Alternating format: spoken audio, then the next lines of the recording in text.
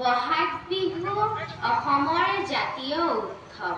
অসমীয়া জনসংস্কৃতিৰ ই এক গুৰুত্বপূৰ্ণ উৎসৱ। বহাগ বিহু কৃষিভিত্তিক উৎসৱ। বহাগ বিহুত চ'ত আৰু বহাগ মাহৰ সংক্ৰান্তিত পালন কৰা হয়। বহাগ বিহু 7 দিন পালন কৰা হয়। প্ৰথম দিনা গৰু বিহু, তাৰপিছত মানুহৰ বিহু, তাৰপিছত গোসাই বিহু, তাৰপিছত তাঁতৰ বিহু, তাৰপিছত নাঙলৰ বিহু, তাৰপিছত জীয়ৰী বা চেনেহী বিহু আৰু একেবাৰে শেষত চেৰা বা এৰা বিহু। ঠাইভেদে এই বিহুৰ নাম বেলেগ বেলেগ হয়। বহাগ বিহুত গাঁৱে ভূঞে সকলো ঠাইতে ডেকা গাভৰুৱে হুঁচৰি গায়।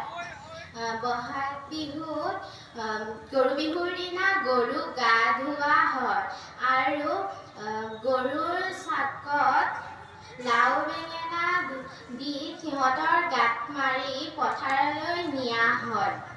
মানুহৰ বিহুৰ দিনা সৰুৱে ডাঙৰক বিহুৱান দিয়ে আৰু সেৱা জনায়। ডাঙৰে সৰুক আশীৰ্বাদ দিয়ে।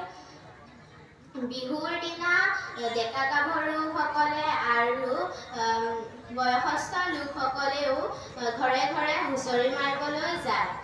বহাগ বিহুত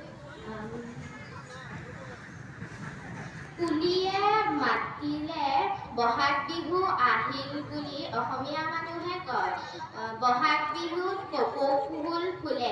এই কপৌ ফুল মূৰত মাৰি নাচনীয়ে বিহু মাৰে। ধন্যবাদ।